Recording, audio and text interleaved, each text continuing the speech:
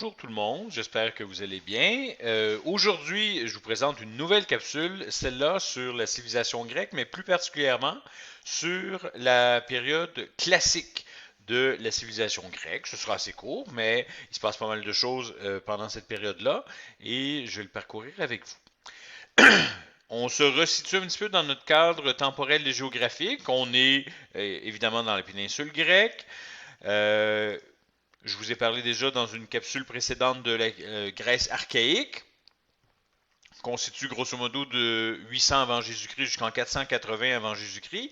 Aujourd'hui, la période de la Grèce classique, qui est l'objet de cette capsule, c'est environ de 480 avant Jésus-Christ jusqu'en 323 avant Jésus-Christ. On l'a vu, on a parlé de la période de la Grèce archaïque où il y a tout un développement qui se fait, le développement du commerce, de la culture grecque. Les cités-États se répandent partout dans le monde méditerranéen.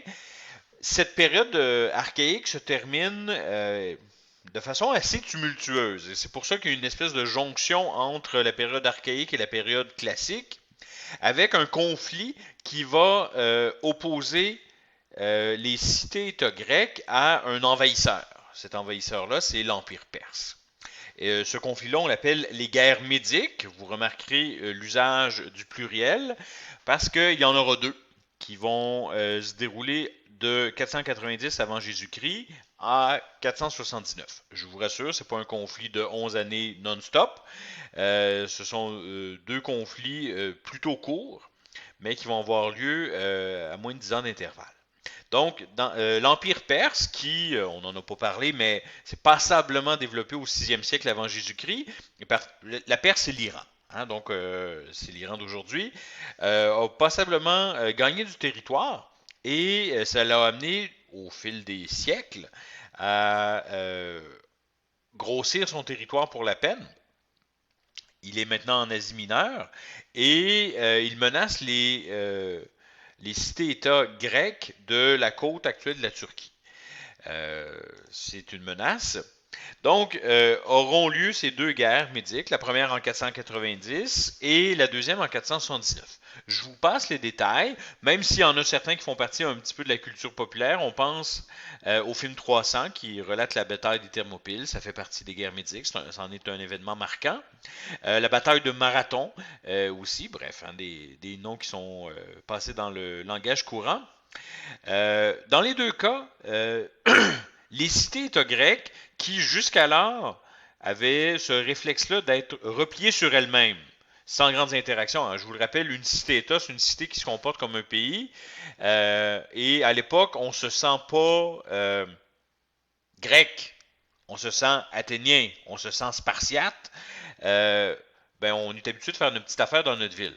Là, je vous dirais, dans l'urgence, sous la menace de l'invasion perse, on se rend compte des bienfaits de l'unité. Hein. L'union fait la force et les circonstances vont pousser ces cités-États grecs-là à organiser la résistance contre l'Empire perse. C'est ce qui arrivera durant les guerres médiques. À deux reprises, en bon français, leadership de cette union des cités-États grecques, c'est la cité-État d'Athènes qui va la prendre. Pourquoi? Il y a un peu les circonstances qui jouent là-dedans, mais aussi Athènes est la cité-État de loin la plus populeuse et qui peut offrir une bonne résistance à l'invasion de nos amis perses. À l'époque, on les appelle les Mèdes, c'est pour ça qu'on parle des guerres médiques. Donc, deux fois plutôt qu'une, on repousse les envahisseurs perses et on les boute hors de Grèce.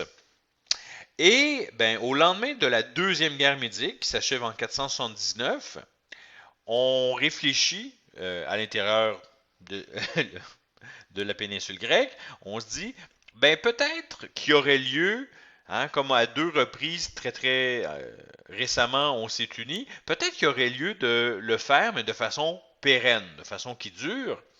Et ça va se faire, ça, dès l'année suivante, en 478, par la création d'une confédération de cités-États grecs qu'on va appeler la Ligue de Délos. Délos, c'est une des îles des Cyclades, un archipel de la mer Égée.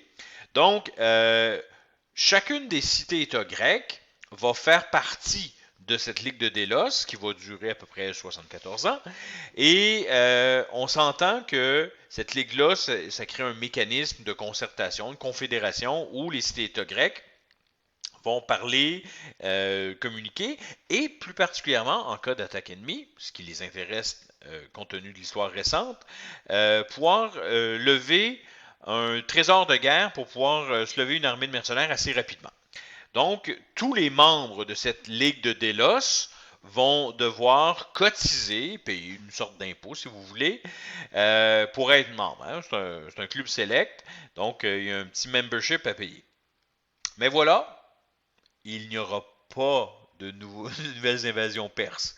Et année après année, le butin de guerre, hein, les impôts, la cotisation pour faire partie de la Ligue de Délos augmente. À un certain moment, ça commence à faire un méchant magot. Donc, c'est ce qui ouvre la période classique, c'est guerre médique et la création de la Ligue de Délos. Et on va parler dans l'histoire grecque du 5e siècle avant Jésus-Christ, qui correspond grosso modo à la période classique, comme étant le siècle de Périclès. Périclès étant le jeune homme représenté ici, en barbu et casqué. Essentiellement, le siècle de Périclès, ça désigne quoi? Ça désigne la période de grandeur, l'âge d'or de la cité-État grecque d'Athènes. Donc, c'est l'apogée d'Athènes et c'est particulièrement dû à l'hégémonie qu'Athènes va exercer sur la Ligue de Délos. Hein? Athènes a été la meneuse de la résistance contre les Perses.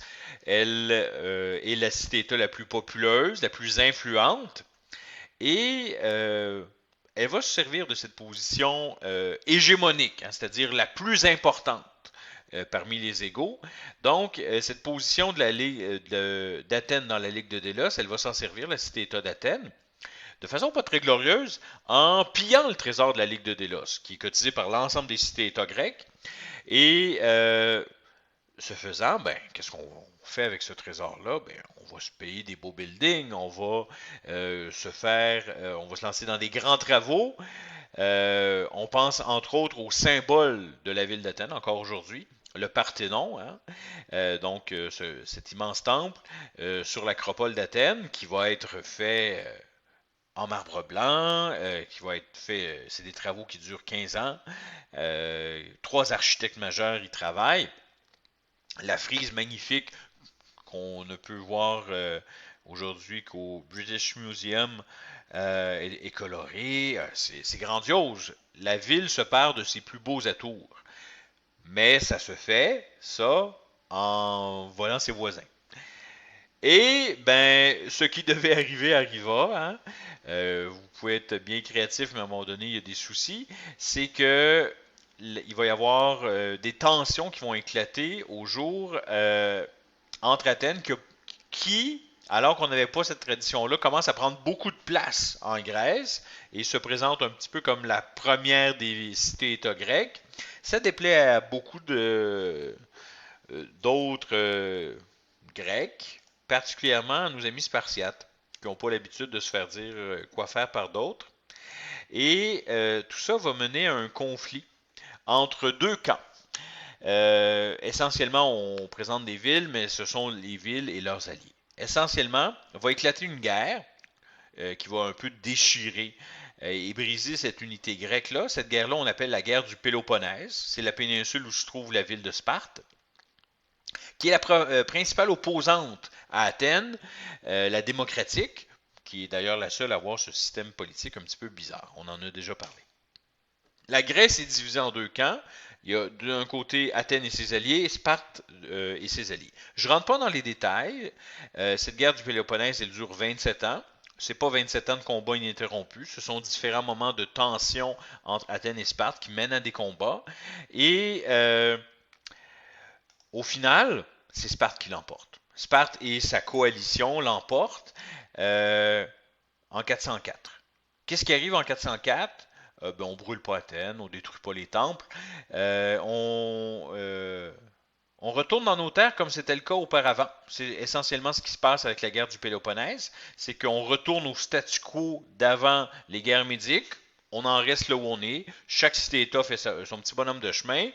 Et on dissout la Ligue de Délos, qui a été une bonne idée au début, mais qui a surtout servi à Athènes pour s'enrichir aux dépens des autres. Donc, Athènes, après vraiment un siècle de Périclès, là, le 5e siècle, très très glorieux, retourne un petit peu penaude, la queue entre les jambes, chez elle en 404 après la guerre. Est-ce que c'est la fin de la grandeur grecque? Pas du tout. Ils vont produire encore plein d'œuvres, des philosophes intéressants au 4e siècle. Mais cette espèce de moment d'unité qu'on a connu au 5e siècle, on ne retrouvera pas ça en Grèce par la suite. C'est ce qui met fin à ma présentation sur la Grèce classique. Merci.